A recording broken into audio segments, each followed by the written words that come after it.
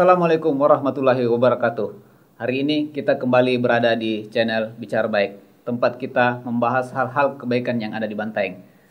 Malam ini kita membahas tentang vaksin virus corona yang sudah mulai disebar di Kabupaten Bantaeng. Di tengah-tengah kita sudah ada Dr. Arman, dia Kepala Bidang Pencegahan dan Penanggulangan Penyakit Dinas Kesehatan Bantaeng.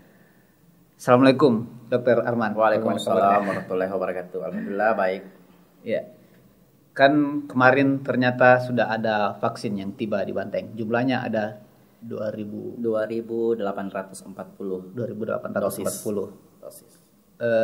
Itu dikawal dengan pengawalan yang super ketat sampai ke puskesmas. Bagaimana proses pengawalannya ini, Dok? Ya betul sekali, karena di sini pemerintah Republik Indonesia, dalam hal ini Presiden Jokowi, ingin memastikan bahwa vaksin ini sampai di tempat penyimpanan dalam keadaan yang utuh dan siap untuk digunakan kepada masyarakat. Jadi kemarin langsung pengawalan vaksin ini diperintahkan langsung oleh Kapolri dan Panglima untuk dikawal. Jadi sejak vaksin itu datang dari Jakarta ke Makassar itu pengawalan ketat. Kemudian disusul kembali dari Makassar, dikawal ke Bantaeng itu dengan pengamanan dari Polda Sulawesi Selatan. Dilanjutkan kami distribusikan ke puskesmas itu 2 tahap kemarin, itu dengan pengawalan juga dengan pihak TNI Polri. Jadi alhamdulillah vaksin sudah sampai di puskesmas dan rumah sakit tempat untuk pelayanan vaksinasi COVID-19 ini. Itu katanya vaksinnya dia harus berada pada suhu tertentu. Seperti apa model, apakah ada disiapkan termos khusus atau gimana? Ya. Kendaraannya bagaimana kira-kira? Betul. Jadi sebagaimana perlakuan untuk vaksin semuanya, jadi kita harus ada namanya vaksin karier, artinya pembawa vaksin dengan suhu tertentu. Jadi suhu yang digunakan itu antara 2 derajat sampai 8 derajat. Jadi vaksin karier yang kami punya di Dinas Kesehatan ini itu yang otomatis, yang sudah tersetting suhunya, gitu ya? Sehingga kita bisa jamin sampai di fasilitas kesehatan di Fasiankes itu dalam kondisi utuh dan siap untuk digunakan. Kalau dia mendekati 2 derajat berarti hampir membeku begitu ya? Ya seperti itu. Ya. Terus kalau ada laporan vaksin yang rusak atau gimana?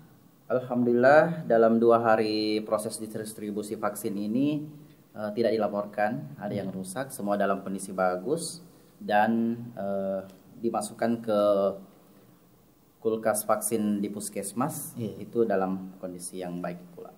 Tapi kata dokter, kalau dia ada vaksin yang rusak, apa ada tandanya seperti apa misalnya? Apakah warnanya berubah atau gimana? Ya betul sekali. Jadi sebelum kita suntikan, perlunya kita amati dulu vaksinnya. Jadi tanda-tanda vaksin yang kurang bagus atau sudah rusak itu biasanya dia membeku. Oh, membeku. Ya, dia malah membeku. Kemudian dia ada berubah warna. Nah, itu ada 2 penanda itu untuk khusus vaksin CoronaVac ini yang dari PT Sinovac itu. Kalau misalkan kita lihat membeku atau ada terjadi perubahan warna, itu kita tidak gunakan dulu. Warna aslinya dia bening. Ya. Tapi tidak ada yang tanda-tanda. Alhamdulillah.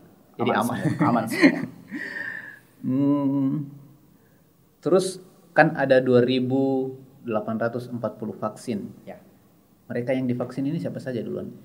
Jadi di tahap awal ini sesuai dengan roadmap dari pemerintah itu tahapan pertama itu fokus ke tenaga kesehatan dulu.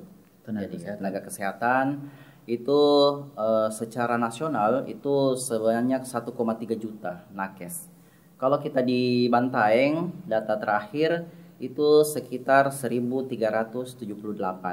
Itu pendataan yang dilakukan oleh aplikasi namanya SISDMK itu 1.378. Jadi insya Allah itu yang akan menjadi prioritas di tahapan pertama ini. Tenaga kesehatan itu termasuk perawat. Betul. Front office masuk juga ya? semua orang yang bekerja di fasilitas kesehatan, termasuk cleaning service, cleaning service juga, termasuk satpamnya, termasuk ininya, pokoknya semua yang kontak dalam satu Fasiankes itu termasuk yang namanya tenaga penunjang. Jadi itu termasuk penunjang juga. seperti apa itu, Kak? Tenaga penunjang kayak security, cleaning service, nah, seperti itu. Jadi mereka juga masuk dalam pendataan. Ya. Kak, kalau jumlahnya 2.840 ya. Dan yang prioritas mendapatkan vaksin itu 1.370. Berarti ada sekitar setengahnya. Setengahnya ini untuk siapa lagi? Khusus untuk vaksin CoronaVac ini yang dari PT Sinovac itu 2 dosis. Oh gitu. Ya, 2 dosis. Jadi setelah disuntikan pertama itu menunggu 14 hari lagi. Terus kemudian disuntikan kedua. Jadi tinggal dikali 2. Jadi sedikit mamis sisanya. Seperti itu. Memang harus 2 dosis kalau ada yang kurang dari dosis itu? Iya, karena untuk mencapai kekebalannya optimal untuk khusus vaksin CoronaVac ini yang dari PT Sinovac itu harus di booster. Jadi logikanya kalau misalkan penyuntikan pertama efektivitasnya itu mungkin 50% untuk melindungi tubuh kita, setelah di booster itu bisa meningkat 80 sampai bahkan 100%. Harapannya seperti itu.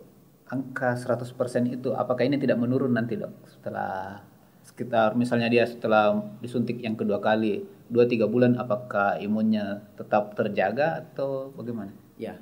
Jadi tergantung dari mekanisme tubuh sebenarnya, ya. Jadi yang namanya antibodi di dalam tubuh itu berfluktuasi. Jadi kadang meningkat, kadang menurun. Namun berdasarkan penelitian yang kita saksikan, ini ada waktu-waktu tertentunya memang ini bertahan dalam tubuh. Namun itu masih menjadi perdebatan di luar sana. Ada yang mengklaim dia bertahan selama 8 bulan, ada yang setahun, bahkan yang terlama itu 2 tahun. Ya, seperti itu. Namun ini belum ada rilis resmi dari mereka yang mengatakan bahwa sedemikian panjang waktunya untuk terlindungi dengan setelah vaksinasi. Berarti kalau dia punya rentang waktu, dia ada kemungkinan terpapar lagi jika imunnya turun. Bisa saja terjadi. Jadi makanya setelah kita lakukan vaksinasi, kita tidak bisa mengabaikan lagi protokol kesehatan. Gitu. Makanya di slogan yang kami sampaikan, tetap lakukan protokol kesehatan meskipun setelah vaksin. Ya, karena apalagi baru mendapatkan 1 dosis vaksin, belum maksimal tubuhnya, dia sudah misalkan tidak menerapkan protokol kesehatan, bisa terpapar kembali dengan virus corona ini. Jadi kalau terpapar kembali divaksin lagi. Kalau terpapar dalam masa tunggu itu tidak divaksin lagi untuk kedua kalinya. Vaksin memang cuman tidak divaksin kalau misalkan dia terpapar. Di kalau sudah terpapar antara jeda waktu 14 hari itu. Iya. Karena pada prinsipnya vaksin ini ada untuk bagaimana tubuh merekognisi, mengenali virus corona ini seperti apa bentuknya. Jadi pada waktu di kemudian hari masuk virus corona yang benarnya yang masih dalam kondisi aktif hidup, itu tubuh bisa merespon lebih awal. Beda halnya misalkan belum ada pengenalan lebih dahulu, tubuh pasti akan mencari-cari ini apa yang masuk di tubuh saya ini. Jadi dia butuh waktu untuk melakukan mekanisme pertahanan tubuh. Beda kalau misalkan sudah mengenali vaksin ini lebih awal, maka dia akan melawan lebih cepat. Teorinya seperti itu vaksin ini. Jadi ada slogan, tak kenal maka tak kebal. Seperti itu. Berarti tentang vaksin Sinovac ini yang bahwa dia adalah virus yang dimatikan, itu ada benarnya juga ya? Ya, seperti itu. Jadi ada berbagai macam jenis pengembangan vaksin. Namun untuk khusus Sinovac ini, PT Sinovac yang CoronaVac itu dari virus yang dimatikan. Virus yang dimatikan. Kan tadi ada kemungkinan ada vaksin yang bisa rusak. Kalau vaksin yang rusak itu disuntikan, kira-kira ada antisipasi, jangan sampai ini tidak diminta-minta, misalnya ada petugas yang lalai atau gimana. Jadi pada prinsipnya sebelum kita menyuntikkan vaksin kepada orang penerima vaksin, itu kita betul-betul teliti Jadi teliti melihat vaksinnya dulu. Yang tadi saya sampaikan, apabila ada terjadi perubahan warna ataukah dia membeku, itu tidak dipakai. Namun apabila ada seperti yang kita sampaikan tadi, kurang hati-hati dan masuk, ada yang namanya KIPI, kejadian ikutan pasca imunisasi. Ini bisa saja terjadi. Misal ada respon tubuh, demam, kan? Ataukah misalkan sesuatu yang lain, misalkan merah di lokasi bengkak, ada nyeri otot dan sebagainya. Itu pun masih ringan, ya. Namun yang paling kita antisipasi adalah kejadian KIPI berat. Nah, ini KIPI berat itu adalah yang reaksi shock. Nah, reaksi shock anafilaktik namanya. Itu tiba-tiba orang bisa tidak sadar setelah mendapatkan itu. Nah, itu makanya di ruang observasi di meja 4 itu kita siapkan peralatan untuk mengatasi apabila terjadinya kejadian shock anafilaktik itu. Itu ada kemungkinannya juga, tapi kecil ya? Kecil sekali, 0,0 sekian persen. Dilaporkan itu bahkan 1/1.000.000. Iya, istilahnya kasus seperti itu. Kak, yang dipakai di Bantaeng untuk saat ini kan Sinovac. Terus ternyata ada 2 vaksin lain yang katanya diproduksi, misalnya seperti Pfizer dan BioNTech. Kalau secara regulasi memang Sinovac dulu ya yang digunakan. Ya, jadi pemerintah dalam melakukan antisipasi terhadap virus corona ini, pandemi COVID-19 ini, berusaha semaksimal mungkin untuk menyediakan vaksin yang ready, yang siap untuk dimasukkan ke dalam tenaga kesehatan kita yang di tahap awal ini. Makanya di awal-awal pemerintah mengusahakan vaksin yang mana dulu yang ready, yang siap untuk digunakan. Makanya vaksin yang datang di Indonesia di tahap awal ini dari PT Sinovac itu ada 2 macam. Ada yang siap suntik dan ada yang bahan bakunya.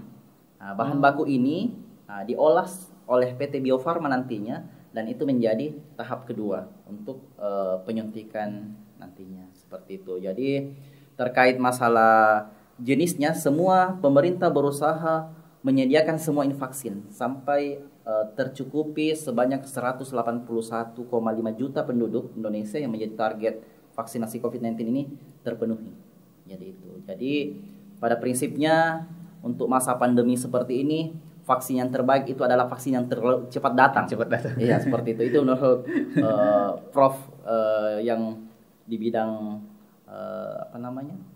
surveillance itu imunologi, bahwa yang terbaik itu adalah vaksin yang pertama kali datang. Kalau di masa pandemi ini, karena kita tidak tahu kapan kita bisa terpapar, kapan kita bisa bertahan. Kalau misalnya datang vaksin yang kedua dan yang ketiga, apakah akan divaksin ulang atau bagaimana itu, Kak? Ya. Jadi pada prinsipnya orang yang sudah divaksin yang di tahap 1-2 ini itu tidak akan divaksin lagi. Jadi kita akan prioritaskan, pemerintah akan memprioritaskan yang belum divaksin. Belum divaksin. Jadi ada pentahapannya, tahapan 1, 2, 3 dan sampai tahapan keempat hingga Maret 2022.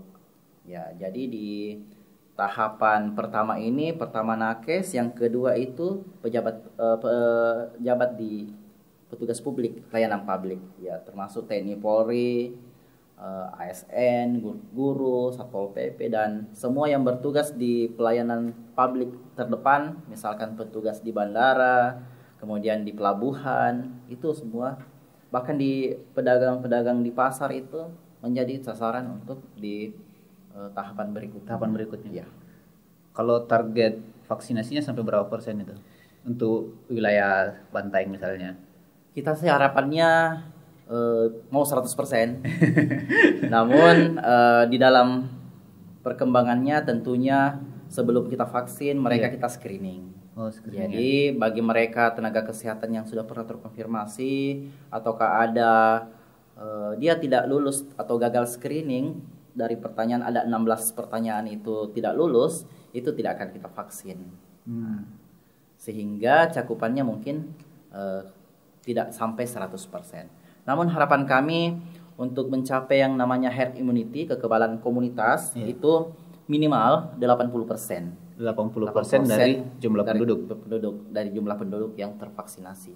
Seperti itu. Terus yang di medsos ini yang banyak cerita menakutkan tentang vaksin. Ada yang bilang tidak halal lah, ada yang bilang belum ada uji klinisnya. Ini kan sudah terbantahkan yang dua ini. Betul sekali.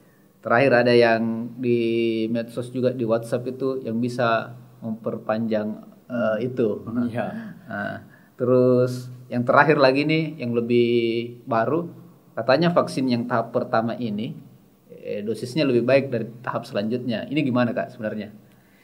Ya, jadi untuk terkait masalah dosis lebih baik atau tidak baik, tentunya kembali kita berpedoman bahwa pemerintah atau dalam hal ini organisasi ataukah yang diberikan otoritas khusus untuk menilai baik tidaknya vaksin ini adalah Balai POM. Jadi Balai POM itu lembaga independen yang dari pemerintah itu yang betul-betul menguji tingkat keamanan vaksin ini. Makanya kemarin EUA-nya emergency use penggunaannya itu tidak terburu-buru untuk dikeluarkan. Penggunaan secara emergensinya, otorisasinya ya, itu tidak serta-merta keluar halalnya langsung keluar. Itu mereka butuh penelitian lebih lanjut lagi. Makanya kemarin diperoleh data sekitar 65,3% ya efektivitasnya terhadap untuk CoronaVac ini. Soal keamanan Kak, yakin aman? Insya Allah aman. Karena tapi kakak dokter sudah vaksin juga kan? Sudah. Alhamdulillah aman. Sampai saat ini masih aman. Alhamdulillah. Yang tahap kedua sudah juga? Insya Allah kalau kami tahap kedua itu tanggal 16. 16 ya? Itu bersamaan juga dengan orang yang divaksin pada waktu bencananya. Ada berapa orang waktu tahap pertama kemarin? Kemarin itu totalnya ada 35 orang. 35 orang? Ya. Dari 35 orang ini tidak ada yang merasakan efek samping, tidak ada laporan seperti itu? Alhamdulillah, sampai hari ini tidak ada yang merasakan efek samping. Malah ada yang tambah kuat ya? Malah sugestinya mereka kuat katanya. Terus ini Kak, ada beberapa pertanyaan dari netizen. Ya. Itu kita ambil dari akun fanpage-nya Pak Bupati, Bapak Ilham Asikin 78. Ya. Di akun itu ada nama Afkar. Dia bertanya, Tabe Pak Bupati, aman ji untuk ibu hamil, aman ji untuk ibu menyusui, dan sama aman ji untuk anak-anak. Khawatir Kibela. Menurut kakak dokter, apakah ini sudah bisa digunakan untuk ibu hamil, untuk anak-anak gimana? Ya. Jadi untuk ibu hamil dan ibu menyusui itu termasuk satu pertanyaan di dalam format screening. Jadi apabila dia menyusui dan hamil itu tidak diberikan. Bukan prioritas. Ya, tidak diberikan. Mengapa tidak diberikan? Karena belum ada uji klinis yang mengambil sampel untuk ibu hamil dan menyusui. Namun alhamdulillah kami baca beberapa literatur akhir-akhir ini itu sudah dikembangkan, sudah ada sampelnya yang diujikan ibu hamil disuntik. Ini kita tinggal menunggu hasil dari penelitian mereka. Bisa jadi di beberapa waktu kemudian itu bisa saja mereka menjadi penerima vaksin juga. Khusus anak-anak, jadi vaksin yang kita berikan ini adalah untuk usia 18 sampai 59 tahun. Ya, jadi kalau usia anak di bawah 18 tahun kan itu belum diberikan. Sama juga alasannya, karena belum ada penelitian terkait hal itu. Dan mengapa 18 sampai 59 tahun setelah secara penyelidikan epidemiologi itu rentang umur itulah yang paling banyak terpapar virus corona. Makanya pemerintah mengambil cut off point di situ itu 18 sampai 59 tahun dulu yang diprioritaskan. Kalau khusus untuk kasus Bantaeng secara selama ini setahun terakhir untuk COVID, adakah yang di bawah 18 tahun itu yang jadi yang positif? Ada ya? Ada, bahkan anak-anak ada. Ya, itu ada yang terpapar. Jadi kalau untuk anak-anak ini vaksinnya ditahan dulu, belum ada. Ya, belum kita berikan. Kak, soal efek samping, obat generik misalnya, itu pasti ada efek sampingnya. kalau vaksin ini? Jadi efek samping yang ada di dalam vaksin ini setelah dilakukan penelitian di uji klinis fase 3 terakhir di Bandung, itu ada beberapa ditemukan. Tapi itu secara kuantitas itu sangat kecil sekali. Sangat kecil tadi. Karena tanpa efek samping itu sekitar 99%, sekian persen tanpa efek samping. Jadi kurang dari 0,1% itu efek sampingnya. Namun ini perlu menjadi perhatian juga. Jadi kami tetap memonitor. Jadi setiap orang yang setelah kita vaksinasi itu kita bekali mereka sertifikat vaksin. Oh gitu ya. Di sertifikat vaksin itu ada nomor HP petugas Yang piker yang menginput mereka dan penanggung jawab di situ.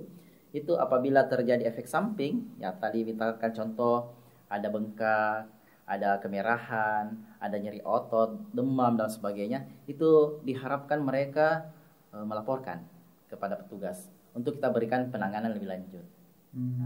Walaupun secara teori itu sangat ringan sekali, namun kami tetap memonitor itu demi memastikan bahwa vaksin ini aman terhadap tenaga kesehatan kita di tahap pertama. Tahap pertama. Ya.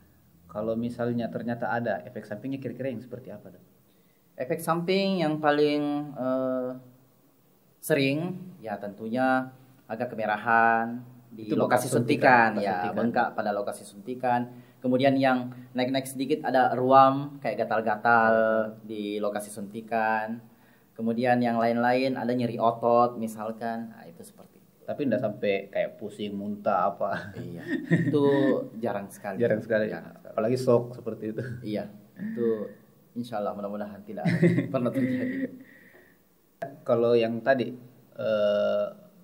adakah orang yang misalnya kan kalau proses screening dia ditunda vaksinasinya, adakah orang yang tidak bisa divaksin sama sekali? Iya. Seperti apa kriterianya? Jadi di dalam format screening itu ada tiga outputnya. Ada yang pertama dapat diberikan, yang kedua ditunda, yang ketiga itu batal ataukah tidak memang diberikan. Oh, seperti apa itu, Kak? Yang tidak diberikan itu apabila mereka di format itu yang 16 itu 1 sampai pertanyaan ke-13. Itu kalau misalkan ada salah satunya yang kita screening menyadarkan ada, ya itu kita tidak berikan vaksin. Nah, kemudian ada kasus-kasus lain, misalkan misal di situ ada pertanyaan, apakah Anda dalam 1 minggu terakhir kontak erat dengan orang yang terkonfirmasi COVID-19 misalkan, itu kita akan tunda dulu. Tunda itu? Ya, kita akan tunda hingga dia dipastikan dengan pemeriksaan swab dia negatif. Nah itu. Jadi kita pastikan dulu dia, kalau dia negatif kita bisa berikan vaksinnya. Termasuk untuk kondisi-kondisi hipertensi. Hipertensi, misalkan dia ada riwayat hipertensi, tekanan darahnya di atas 140 mm Hg misalkan. Nah, kita tunggu mereka sampai di bawah nilai 140. Kalau terkontrol dan menurut dokter aman dan dokter yang screening menyatakan ini sudah terkontrol, itu kita bisa loloskan untuk divaksin. Terus Kak, ini kan ada 1.300-an lah untuk tahap pertama ini. Ya. Ada sementara tenaga medis yang disiapkan untuk vaksinasi ini kan harus dilatih dulu. Betul sekali. Ada berapa tenaga medis yang disiapkan, Kak? Di tahap awal itu kita sudah melatih sekitar 32 orang. 32 orang. Ya, jadi masing-masing di tiap Fasiankes yang memberikan pelayanan vaksin ini masing-masing 2, bahkan di rumah sakit itu sampai 5 orang. Kemudian di tahapan kedua ini untuk persiapan tahapan selanjutnya ini sedang berlangsung dilatih lagi. Jadi 5 tiap Fasiankes. Jadi total yang kita hasilkan nanti tenaga vaksinator nanti ini totalnya 102 orang. 102 orang. Ya, kalau tenaga medis kita cukup untuk menjadi? Iya, insya Allah cukup. Apa ada kemungkinan dibuat relawan atau tidak? Sejauh ini masih cukup, alhamdulillah. Cukup. Ya. Berarti proses vaksinnya nanti khusus untuk Banteng itu ada di puskesmas juga ya? Ya, betul sekali. Saat ini kita ada 14 fasilitas pelayanan kesehatan yang melayani vaksinasi. 13 puskesmas dan 1 rumah sakit, Prof. Rumah Anwar sakit. Makatoto.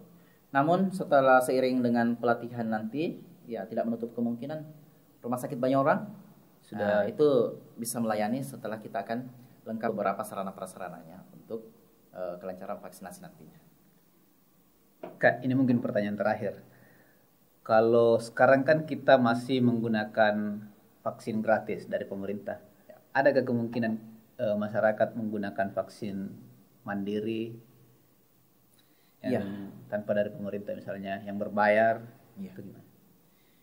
Pada awalnya sebelum Presiden Joko Widodo mengumumkan bahwa ini gratis seluruh untuk warga negara Indonesia, itu ada opini mengarah ke sana bahwa ada yang diberikan relaksasi untuk dikelola oleh swasta.